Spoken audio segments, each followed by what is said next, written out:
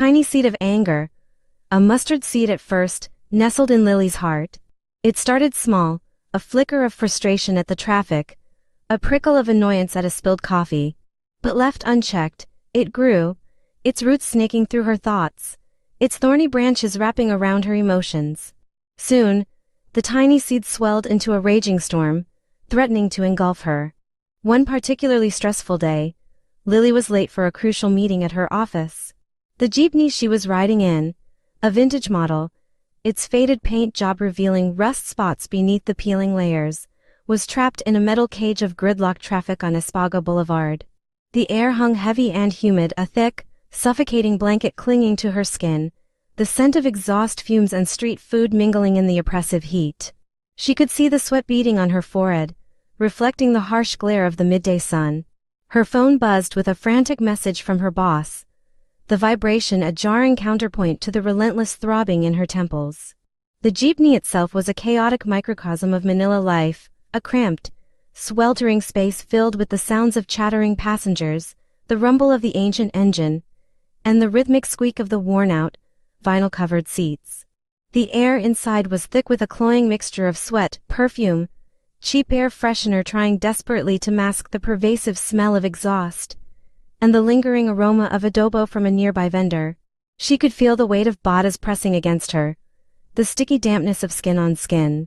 Brightly colored religious icons and faded family photos were haphazardly tacked to the interior walls, alongside numerous advertisements for various products and services, their once vibrant colors dulled by the relentless sun and dust.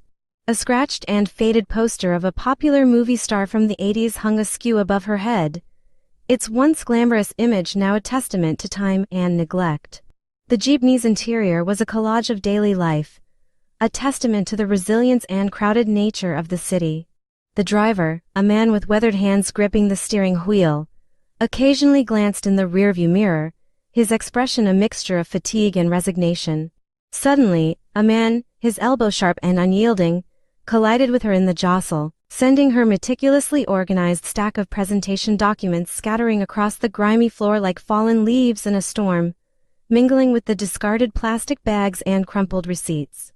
This was the final straw. A wave of incandescent anger, fierce and sudden, washed over her. The physical sensations were immediate and overwhelming. A searing heat erupted in her chest, a burning brand that spread through her veins like molten lava.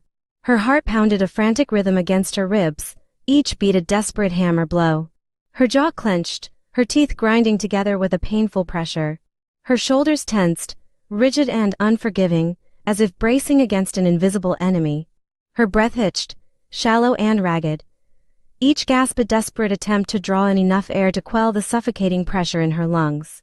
A vice-like grip tightened in her stomach, a nauseating twist of tension that threatened to send her reeling. The world swam before her eyes, a dizzying kaleidoscope of blurry colors and distorted shapes. Her muscles coiled, tight and ready to spring, a coiled viper poised to strike. It was a visceral explosion, a symphony of physical sensations mirroring the chaotic tempest raging within. Each nerve ending screamed in protest, a chorus of agony and frustration. The anger was not merely an emotion. It was a physical force, capable of crushing and consuming her. First, Lily learned to recognize the early signs. The tightening in her chest, the clenching of her jaw, the rapid beat of her heart, these were the whispers of the growing seed. When she felt them, she practiced a simple breathing exercise, inhaling deeply and slowly, exhaling with a long, calming sigh. She imagined the anger as a dark cloud, drifting away with each breath. Next, she discovered the power of mindful moments. Instead of reacting immediately, she paused. She stepped back from the situation, allowing herself space to observe her feelings without judgment. She asked herself, what is truly upsetting me? Is this a mountain or a molehill?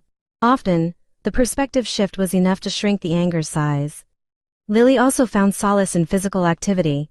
A brisk walk, a vigorous dance, or even a few minutes of yoga helped to release pent-up tension. The physical exertion diverted her energy, allowing the anger to dissipate like steam. Finally, Lily learned the importance of self-compassion. She acknowledged that everyone gets angry. It's a natural human emotion. Instead of beating herself up for feeling angry, she treated herself with kindness and understanding. She spoke to herself gently, reminding herself that she was capable of managing her emotions. Over time, Lily's ability to manage her anger grew stronger. The tiny seed still appeared occasionally, but she now had the tools to prevent it from blossoming into a destructive storm. She had learned to nurture her inner peace, replacing the fire of anger with the warmth of calm.